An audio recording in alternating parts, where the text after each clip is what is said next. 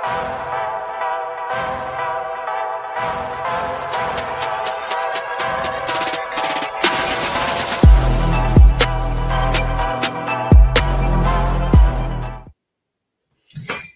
hi, everyone. Welcome to Unscripted Intelligence, where we talk about, it's a podcast that talks about everything human intelligence and artificial intelligence, how they intersect and how that impacts everything from education to the workforce. Wait a second, that isn't my part. That's Arvin's part. Arvin is not able to join us tonight because he is having a new baby. He's welcoming a new baby girl into his life tonight. And so I am so excited to be here with everyone and have a fill-in co-host tonight, Chris Allen, which I can't wait to introduce to you here in just a minute. This podcast, we interview innovators, thought leaders, and change makers who are making waves and shaking things up. These are live conversations that are uncharted and unfiltered as we create space for what isn't being discussed. And always, always, are you ready, Chris? Always, these conversations are unavoidable. We just found out that Arvin wasn't going to be with us here in the last couple of minutes. So Chris is jumping into the fire with the podcast. So again, thanks for being here. I'm Michelle Ament, the co-president of the Human Intelligence Movement, the chief academic officer for ProSolve. The Human Intelligence Movement is a grassroots nonprofit that is dedicated to ensuring that we have the uniquely human skills we need to thrive and succeed in our AI world. This is our Uniquely Human series. It's a series that is focused primarily on uniquely human intelligence that machines can't replicate as we explore what it really means to reclaim humanity. And throughout this series, we are spotlighting risk takers and rule breakers who are really rewriting leadership and learning for an intelligence age. And so this conversation is always a community conversation. I can see Dr. Mark is here with us.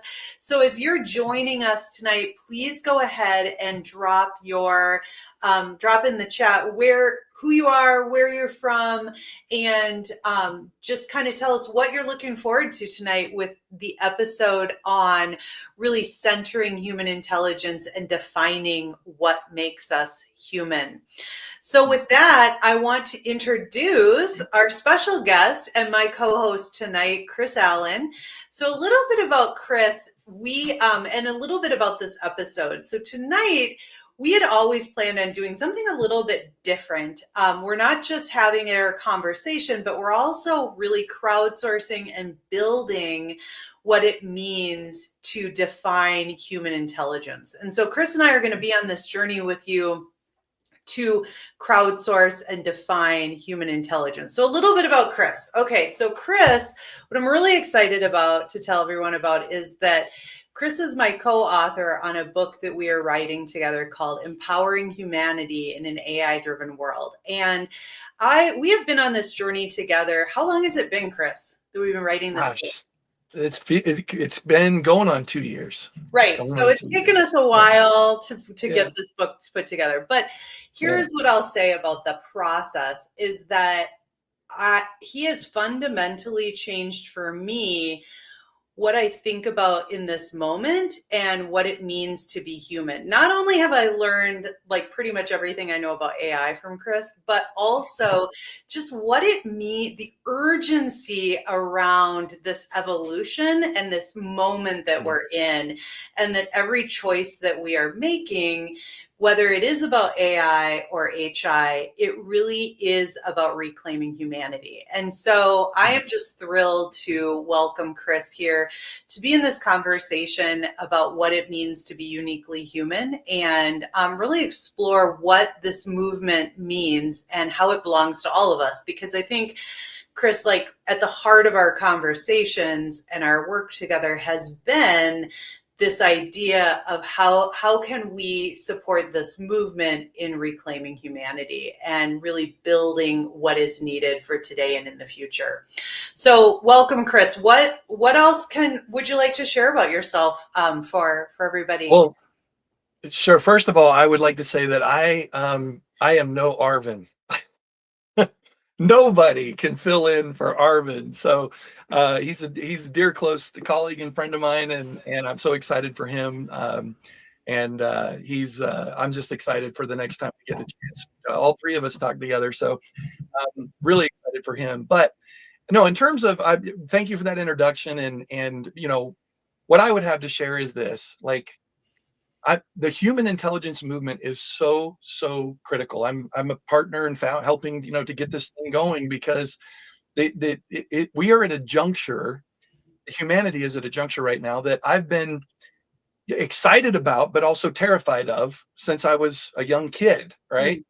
Because we all grew up watching the movies and the Terminator, and I'm a geek, so I watched all these, the Matrix, and Michelle and I go back and forth because I try to get her to watch some of these movies. And of course, the same year I was born, this will give me away a little bit, was the movie came out, 2001: A Space Odyssey, where we get to see the monolith moment, and we get to see what happens and as humanity evolves and human intelligence evolves. And then we get to see when artificial intelligence comes onto the scene, and humans create artificial intelligence. And then the big critical thing that happens at the end of the movie. I think you finally watched it, Michelle. I watched part of it. Yeah. I'm not a sci-fi fan, and I'm really curious, other people who are watching, are you connecting with what Chris is saying here about what is it, 2001: Space Odyssey, yeah. Mm-hmm. Because this is the juncture. I'm going to tie it all together. Yeah. So we get to this point, the monolith shows up, and humanity begins to become intelligent and evolve. This is about evolution, where we start the apes, and then we get all the way full circle to artificial intelligence, and they're on a spaceship, and the artificial intelligence and human intelligence are kind of operating this spaceship together. And then there's this moment when he says, "Open the pod bay doors, Hal." And this would, he's going to die if Hal does not, that the AI does not open the pod bay doors, and the AI doesn't listen to him. So yeah, I'm sorry for the spoiler alert. It came out in 1969. So that was kind of the beginning, though, right? Of humanity and human intelligence. And then the artificial intelligence that man created as part of this evolution. And so really this is leading to what you and I have talked about, and we're going to talk about in the book, called the intelligence renaissance, right? Because where we're going to see human intelligence and artificial intelligence, really come together in ways that can be scary, but can also be beautiful. And so we really have to get this right. We're at this juncture, right, where human intelligence has evolved to the point where we can create machines that are smarter than us. Really? That's how far we've evolved, right? Our human intelligence has evolved. And what it means to be intelligent has changed since the dawn of time.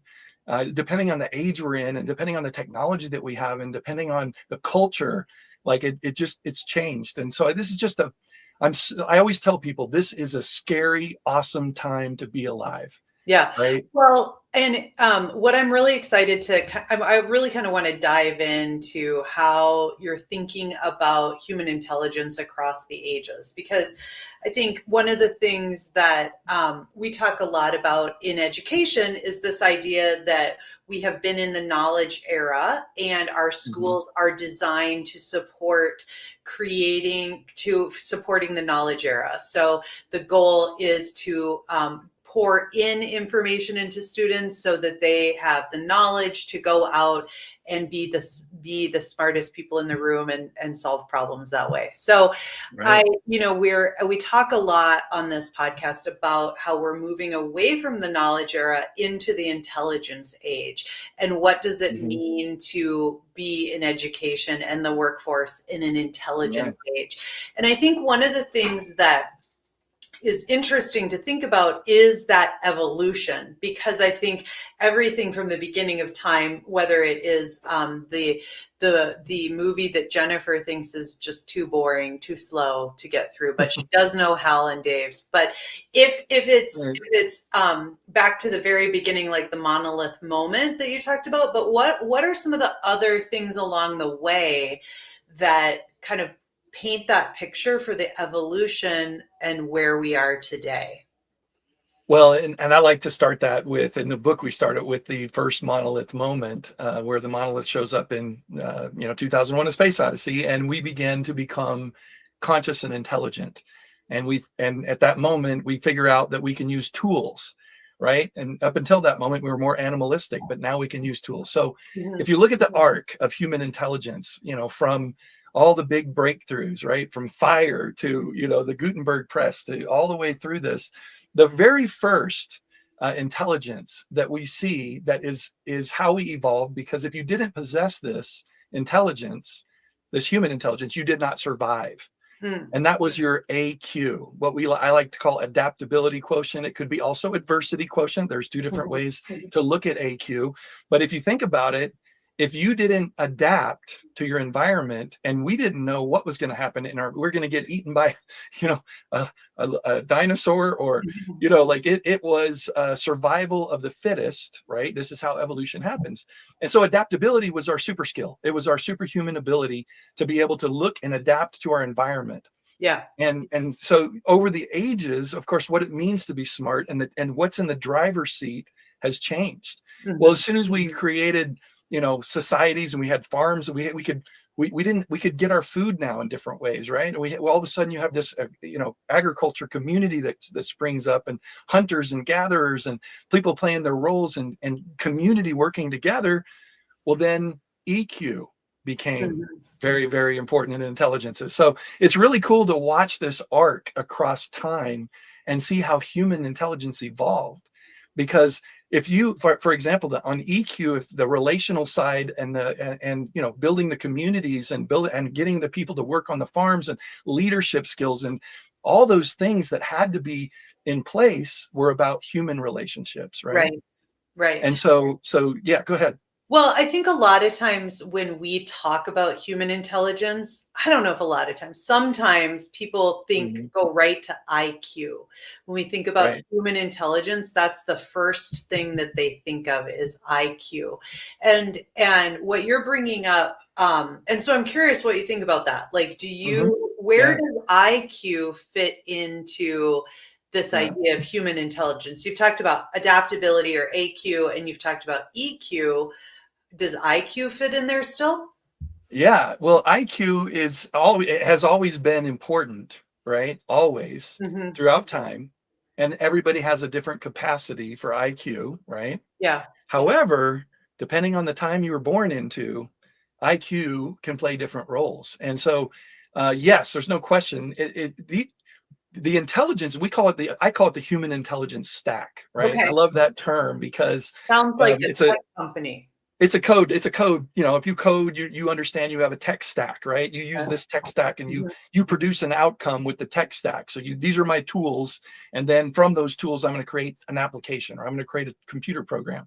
So I love the human intelligence stack, because the tools we have is in our human intelligence are AQ, EQ, IQ. These are all intelligences that are very, very important to humanity. And and then we've got CQ, right? Creativity quotient, your ability to think creatively and problem solve, and then there's also crossovers, right? In a stack. So like you have where creativity crosses with IQ, right? Because now we can be creative, but we can also solve complex problems. And so all of these components and here's another one, MQ. So that's moral quotient, right? We got to, like sometimes we have to ask ourselves, are we really ready to take on the responsibility of trying to manage and control and help AI evolve? Are we, there's going to be some moral decisions that we're going to have to make based on our role and what's happening. And I love the comment somebody just made about, has there ever been an AI movie, a movie about, artificial intelligence where it did not destroy humanity? And the answer is no. They have to have a bad guy. And so Right. the bad guy, actually, that's not true. If you're a nerd like me, there are some books and movies that kind of paint a picture of what the possibilities could be, if we get it right. And that's why I get so excited about this topic.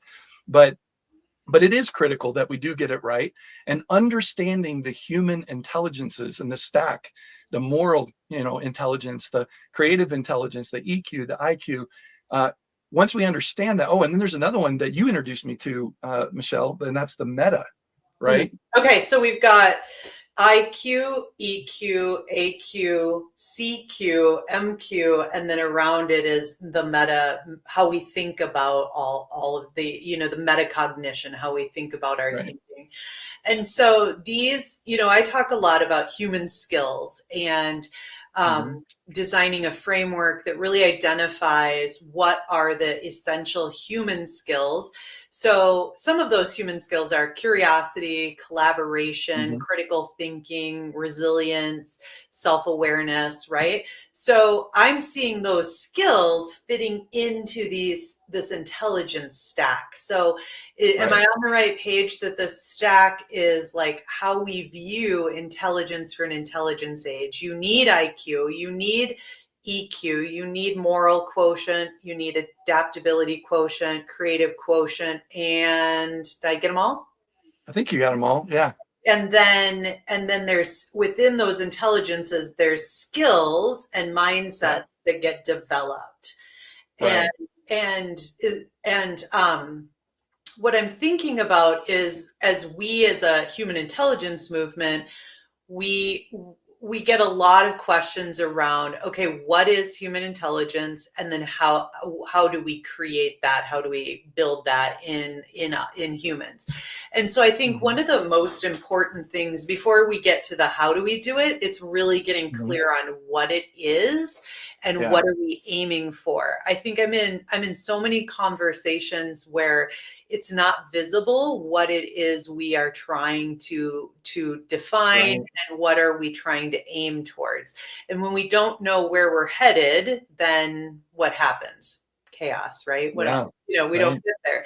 So what I would love to kind of crowdsource from our audience, from this conversation, like as a movement is about the people that are part of it. And so I would love to hear how we use their insights to help shape what human intelligence is. And so Mark, Mark, you just talked about you like the stack, and now I'm really curious, what are some of the skills and the mindsets that make up that stack, whether it's EQ, AQ, I'm going to see if I can remember them all. EQ, AQ, EQ, MQ, CQ. Yeah. And then meta is the ability to, the orchestrator, right? So the meta is being able to step back and kind of look at these intelligences and know when to deploy them, right? Like I need to deploy my IQ, I need to deploy my EQ here. And it's ability to kind of self-reflect and really look at that. So I'm also seeing another comment around the need for adaptability and how we just, as we continue to use AI, making sure that we have really that human in the loop. And so what are some of the skills and mindsets that we need in an intelligence age? When I ask that question, what comes to mind right away for you? Well, this is the most important question. This is what I was getting at, because when we began to evolve, adaptability was our superpower. Okay. And that was survival. Right? Well, guess what? We're in a new age now with new intelligences now. And what used to be extremely valuable has kind of shifted. So IQ is no longer really in the driver's seat anymore. If you have the adaptability skill, you can adapt to what is happening in our world right now. You can adapt to the ever-changing work environment, right? You have a high AQ. You're doing really, really well in the world today. So what I feel is that I'm seeing AQ make a comeback. And it is now, in my opinion, and I'd love to get feedback on this, but it's like the centerpiece, right? Yeah. Now, so now you have to have your adaptability skills. And by the way, a lot of us don't, I don't think we realize we can exercise our adaptability skill, right? There's ways to build that muscle, to build that intelligence. And when you have a strong adaptability skill at the center, you can then use that metacognition to then orchestrate, the creativity, all these other components to problem solve. And you look at the world differently from an adaptability perspective, right? You don't look at AI as scary. You look at it as, okay, it's here. I can't do anything about it. I can't put it back in the box. I can't close my eyes and pretend and just it's going to go away. So I need to adapt to the new world that I'm in. Yeah. And so what does that look like? And when you start asking those questions, that is going to be the defining intelligence of the new intelligence renaissance that I believe we're heading into.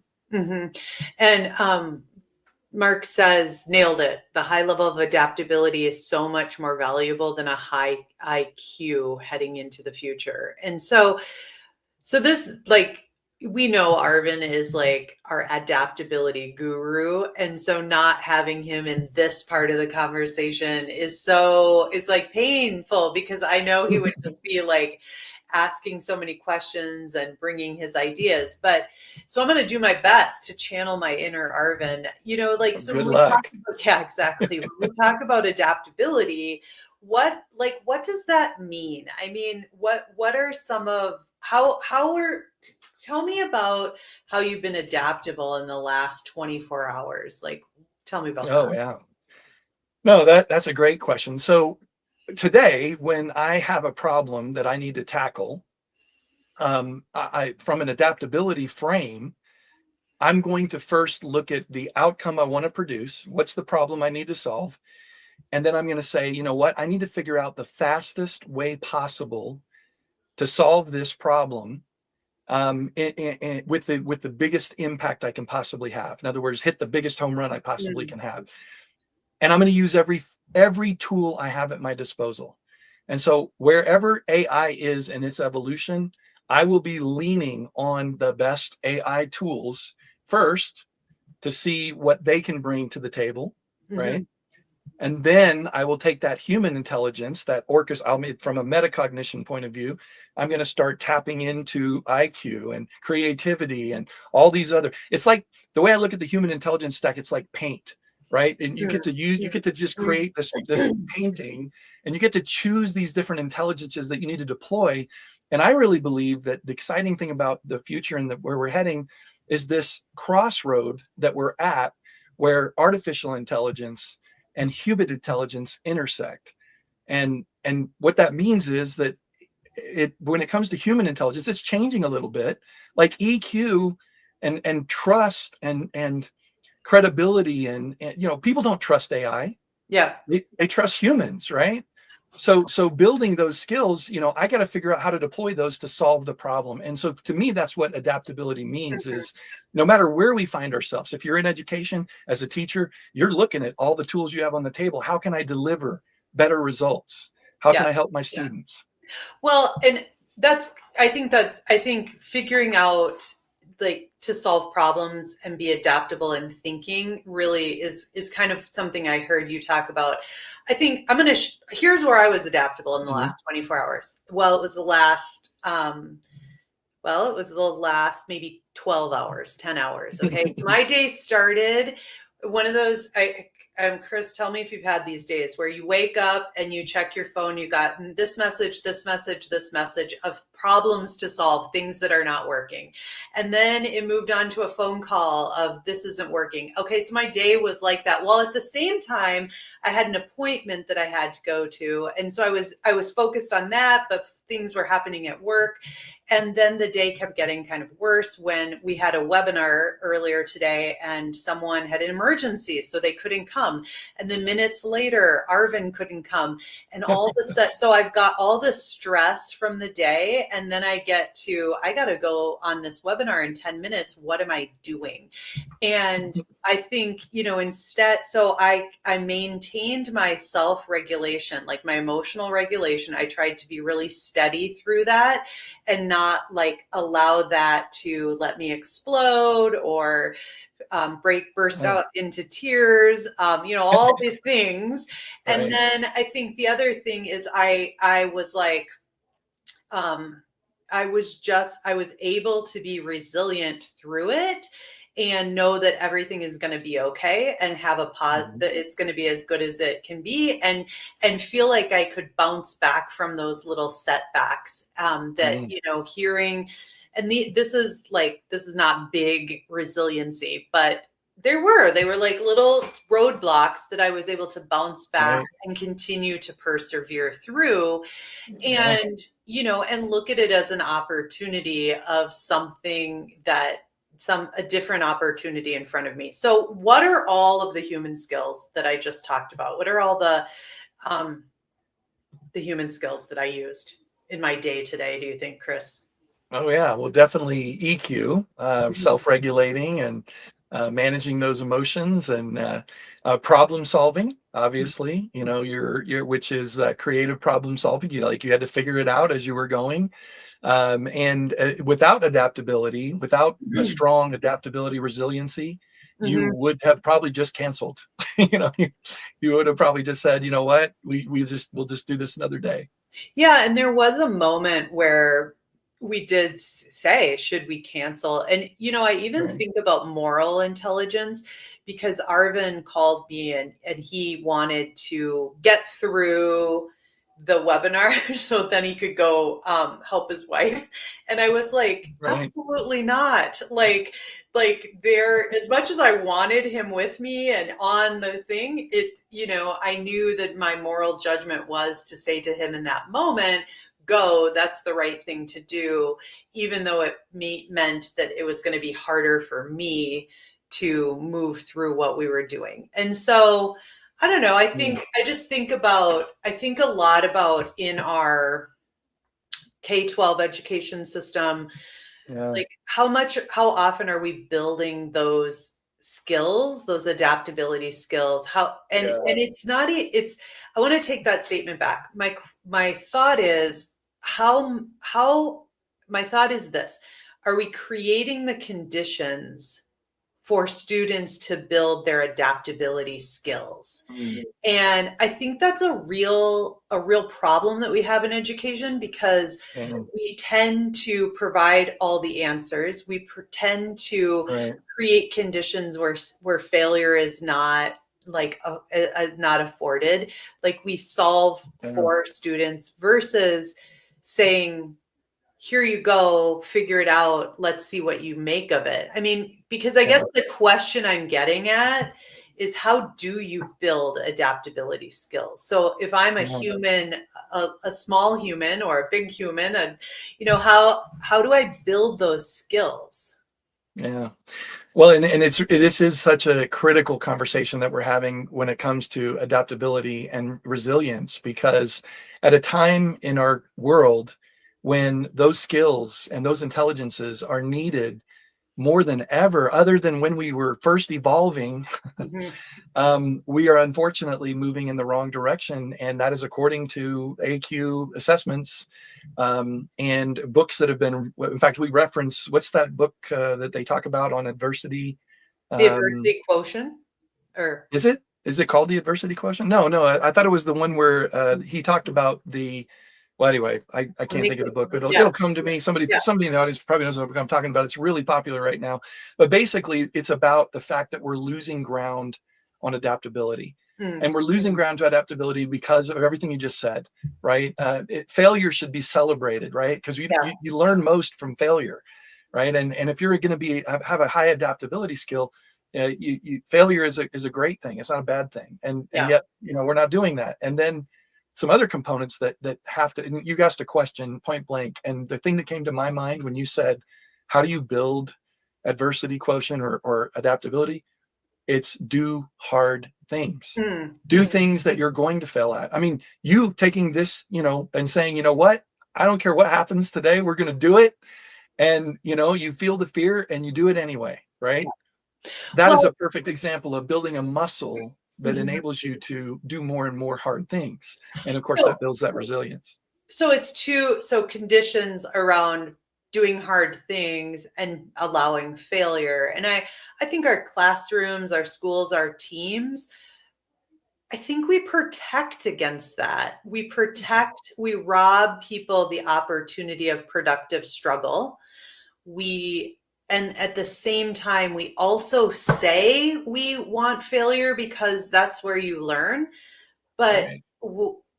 I would ask, like, the people watching, when was the last time in a school situation, a team situation, a work situation where someone created conditions for failure and experimentation and was okay with the failure as a result? Because I have not experienced that through my career as an educator and an administrator. And it wasn't until I entered a startup ecosystem where that was the culture, that we're going to take risks, we're going to fail fast, because if we don't, we're going to lose the opportunity to invent the next thing. And so we've got Olivia has joined us and said high failure plus learning equals high adaptability. And so definitely seeing that. Let's see. Olivia also talks about how these rigid systems and our outcomes that we currently are measuring are flawed because they're not allowing students the space to be creative and to solve with curiosity. And I think that she's spot on. Like, we continue to be in that knowledge age and focus on accountability measures for a knowledge era. Right. And if we have accountability measures for a knowledge era, then we create a rigid system to work towards those accountability measures. And I would say, Olivia, that we are not measuring what really matters. And so when we think about this intelligence stack and these skills and defining them to make them really visible, and now we can think about, how do we measure those? And with that, my hope, Olivia, is that if we can figure out what they are and how to measure them, then our system can release some of the rigidity, because now we can hold ourselves accountable to measuring human intelligence, not just IQ, but all of the intelligences that we're talking about tonight. So it looks like Anika, I might have said your name wrong. Sorry about that. So she is excited to be part of the evolution, but up above, she talked about how about AI and multilingualism, and how really thinking and adapting to each language in the code is going to be something to really get to. So that's interesting to think about, like, what are all the facets of the use of AI? Well, and that's that intersection, right? That we're hitting, where we're standing at the crossroads. Yeah. And this is what I mean by, it's an exciting, amazing, awesome time, scary time to be alive. We got it all, because we have to. AI is a big mirror, right? And it's kind of funny, we're scared of AI, but that means really we're scared of ourselves, because what did AI get trained on? It got trained on humanity, right? Okay, right. So it is the ultimate mirror back to us. And so if we want a better AI, we've got to be better humans. Yeah. And this is why I really believe that if we don't have that moral, intelligence, right, and be able to make hard, difficult decisions about AI and what it means and how to protect what it means to be human, if we don't have the wisdom to pull that together, then the very creation that we created is going to come back on us, right? So, well, one of the things that you just brought up for me is, like, we hear a lot about AI is bias, right? And I think that what you're saying, correct me if I'm wrong, is yes, it is bias, and we create our biases, created it. And so sure, you shouldn't just listen to what AI has to say and take it at face value. That's part of that AI literacy, I would say. But let's go back another step. what does it mean for humans to be biased, and how do we solve there? It's not the problem isn't AI literacy. The problem is far back with humans Right. themselves. And so Correct. how do we get at that root cause, Yeah. that core of the problem, versus worrying so much about AI literacy and the fact that AI is biased? Yeah.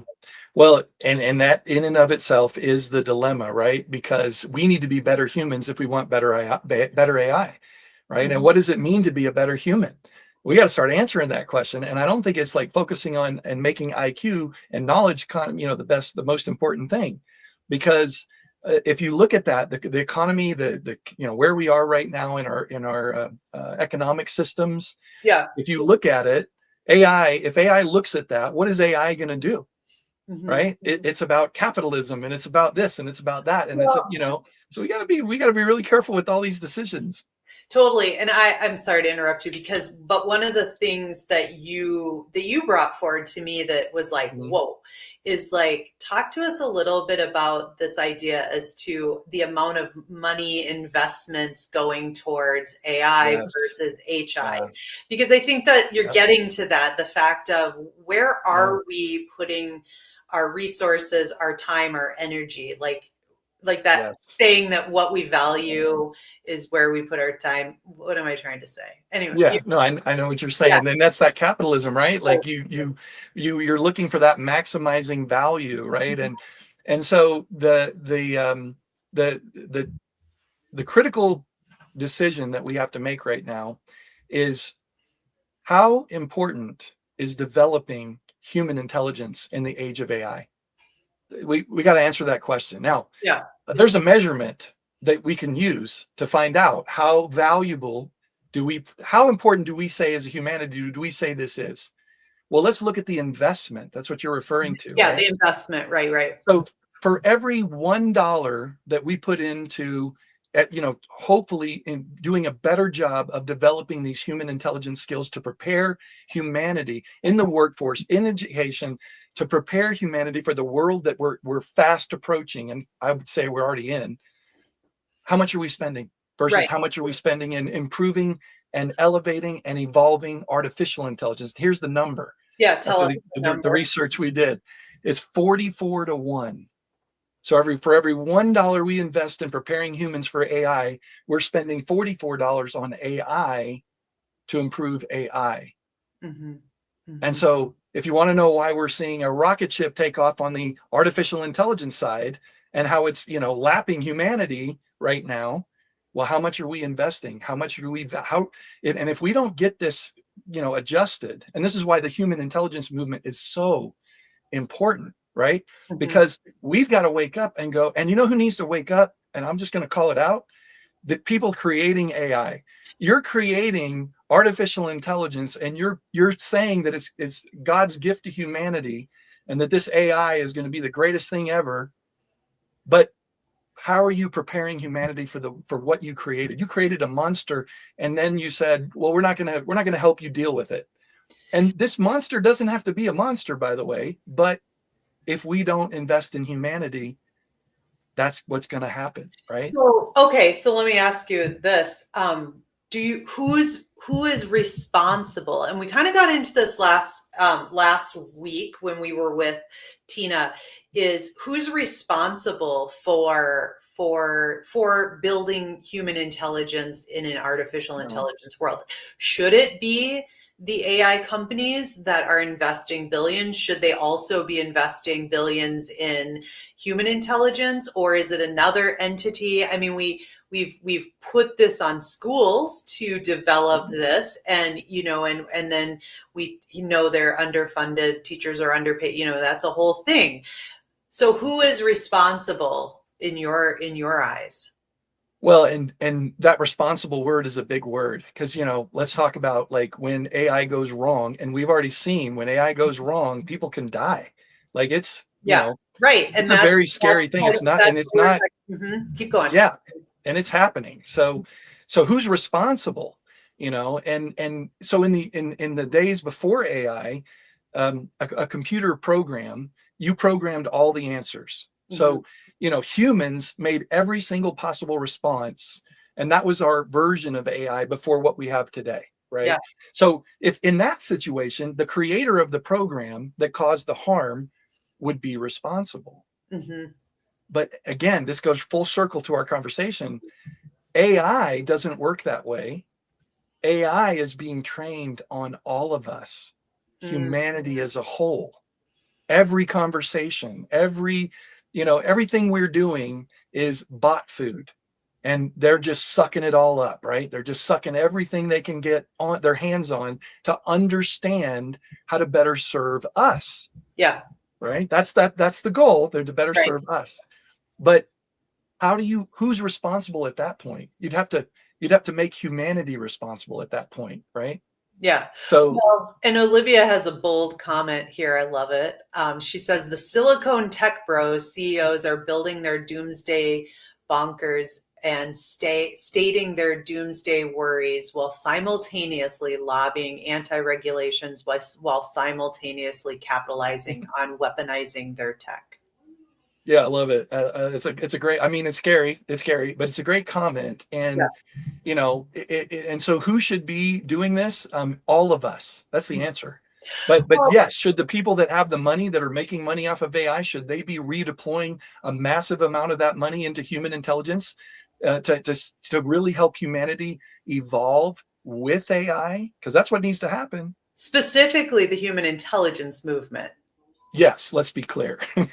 Well, the human intelligence movement is the embodiment of everything we're talking about. That's right? what I mean. So they should be investing and pouring their billions into the human intelligence movement. But here's what I just see such a parallelism with what we are talking about with right now with what we've learned from social media. So we're all this, not all this, like recently in the last year, a lot of research has been come out. A lot of facts have been shared. Countries are putting regulations in place for social media because we're seeing the damage, the harm that it has done on young people, on all humans, right? And not only that, but how the algorithm and the product is using us. Right. Yes. So it once was we use social media. Now social media is really using us, kind of an idea. So I guess the thing that I just continue to question is why are we not learning from that? I just like it. I feel like there's so many things that are just repeatable things in history. And as humans, and I think this is what you're talking about a little bit when we talk about reclaiming humanity. Like, how do we learn from something like this, what social media, and apply it towards what's happening with AI? And why is it so hard to do? Like, why is it so hard? Well, you have a lot in there to unpack, but the reason it's so hard is that it's so useful, right? Like it's so useful. Like for when you're using, like I'll give you an example. When I love cooking in the kitchen, and my favorite TV show about cooking was Chopped, right? You get 3 ingredients, and so I love playing that game with my refrigerator. I pull up my refrigerator, and I've got 3 things, and I have to cook. So I now use social media to go and I put the ingredients in, or that I have, and I get these incredible, useful things. Well, that's me using the social media, or I could do the same thing with AI. Either one of them are very, very, very powerful, valuable tools. But what happens is, that's great. I used that. That was fun. It helped me create something I wouldn't have created without it. But where it turns around is I start becoming like, I don't need to do anything. I just need to go to AI and AI will do it. I don't need to do it. I can just learn about politics from my social media feed. I don't need to do any independent study. I'll just listen to my feed. I'll just listen to whatever AI says. I trust my feed. I trust what AI says. Right. And that is the tipping point where that the script gets flipped. And speaking of art, I'll bring Arvin in. Did you see the tweet, or he put out he put out a website, and this is what I already knew about it, but it's going to be scary. But this is where we are. There is now a website dedicated where AI agents can rent humans. I heard this. I know Arvin said it, and I just want for the record, I heard about it last week. Yeah.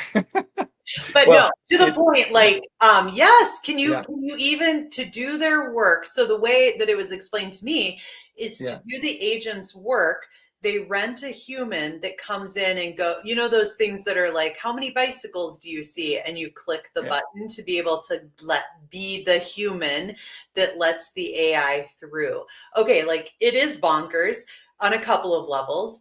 One is like, when the world's starting to end, back to those movies, the people that like let the AI in, are they going to now be part of the AI circle if they're rallying with the AI? Yeah. I don't know, like what. Yeah. So that it is, you know, I think I did ask a big question, and we're getting some, you know, we're getting some ideas in the chat around the speed of capitalism is not going to match capitalistic calculations of profit. And it should not belong to a few people. Change isn't happening because of the monitoring of tech and lobbying to actively deregulate it.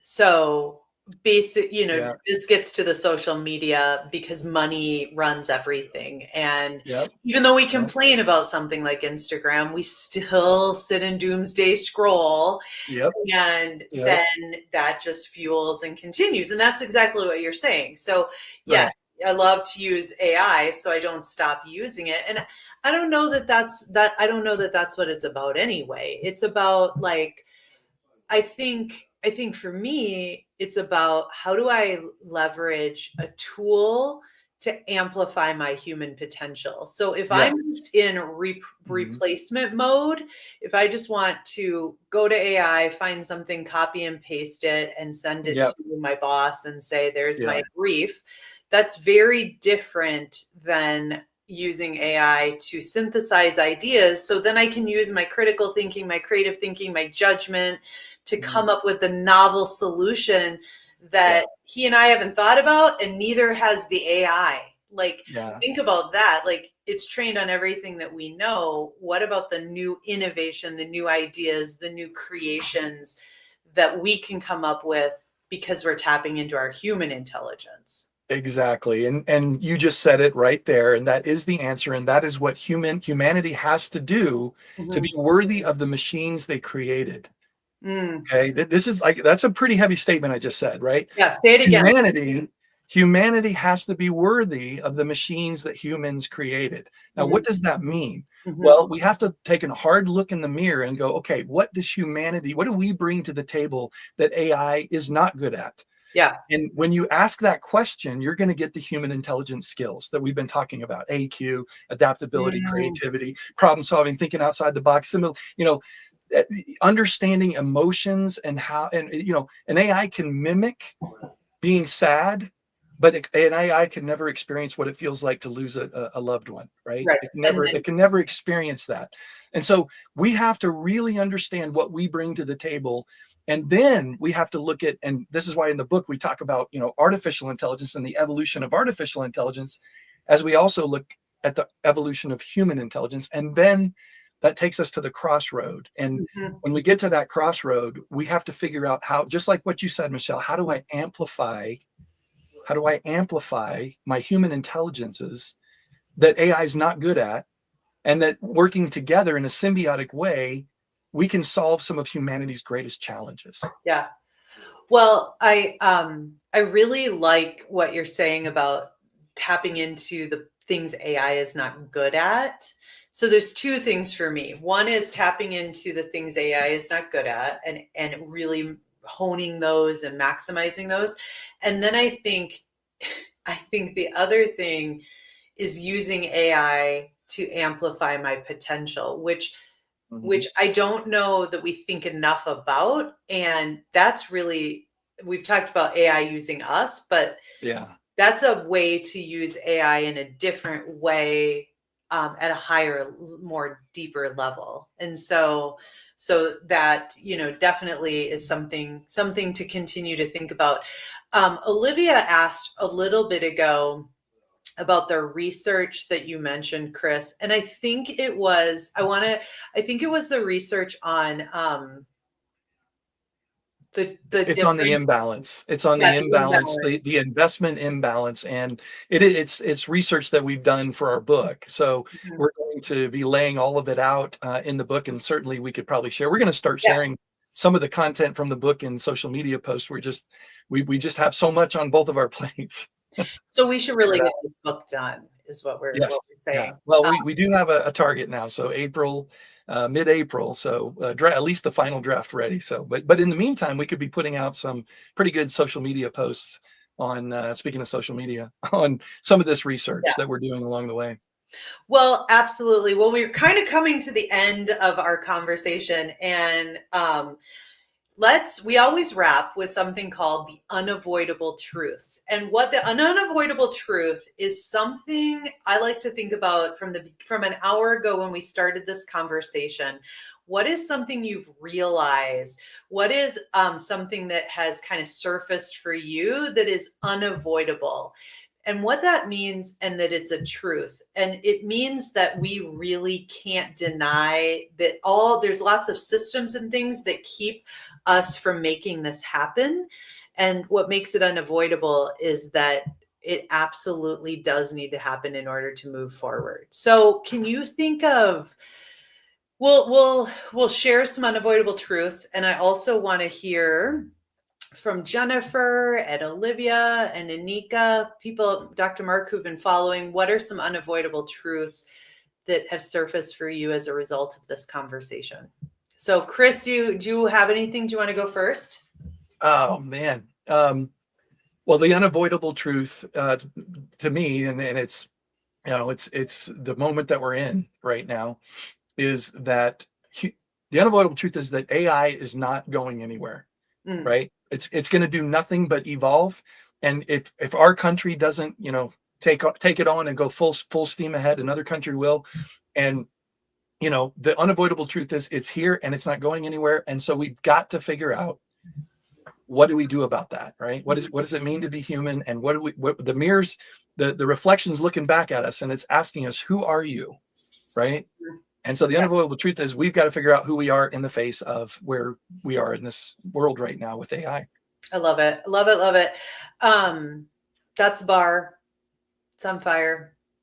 My unavoidable truth is this podcast isn't the same without Arvin. Agreed. I got through it. I mean, we got through it, but it's unavoidable that without Arvin, the conversation is just not as rich and as deep as it is with Arvin. So that's one of them. My other unavoidable truth is that we have to define what it means to be uniquely human and establish what we mean by human intelligence. And when we have defined it and identified what it means, we have made that visible. And then we can figure out how to measure these human skills. And with that, we can then hold ourselves accountable to really ensuring that every student that graduates from our K-12 institutions has those uniquely human skills to succeed and thrive in our world. And that is our work. Our work is to understand what it means and then to create those conditions to build those human skills, because that is how you reclaim humanity, in my opinion. We have to have those skills that AI cannot do if we want to succeed and thrive in today's world and in the future. So some of the other unavoidable truths we're hearing, Dr. Mark is talking about. The unavoidable truth is amplifying the best of human skills as one of our most opportunistic levers for ensuring a uniquely human future. Wow, couldn't said it better myself. Anika says we have to upskill and up-savant ourselves fast. That is not a word. Upskill and up-savant. Savant, I love it. I love that too. I want to think more about that. Jennifer, unavoidable truth, to keep up with AI and help build our futures, we have to become adaptable and open to change. Absolutely. Big truths tonight, Chris. Big truths. All right. Well, it has been a pleasure having you on Unscripted Intelligence. Tell us all how people can find you, follow up with you after the conversation. Well, I mean, certainly I've got my careerhacks.ai website that you can go to, and I'm on LinkedIn, and certainly we can connect there as well. Fantastic. Well, everybody, thank you for joining. We are off for a couple of weeks, 2 weeks, I think, while Arvin brings home his new baby girl, and then we will be back at the beginning of March. And I don't even know who our guest is yet in March. So reach out to me. You want to be part of Unscripted Intelligence, we'll get you on the show. We'll certainly have you back, Chris, when Arvin is here. And one more unavoidable truth as we wrap from Olivia: be comfortable in I'm going to go with limited spaces and holding paradoxes. Or is it liminal spaces? I don't know. What do you think, Chris? I don't know. I might be above my pay grade. Okay. It might be a really good word that I don't know. It might be too. Like it might be. But here's why I had to shout Olivia out. I have been like this idea of holding paradoxes and the tension. And I think that right now we are in our biggest paradox of holding AI and HI as a tension. And so I'm here, Olivia, for some more conversation on that. So thanks, everybody. Jen is dropping some ways to find us, and we will see you in a couple of weeks. Thanks.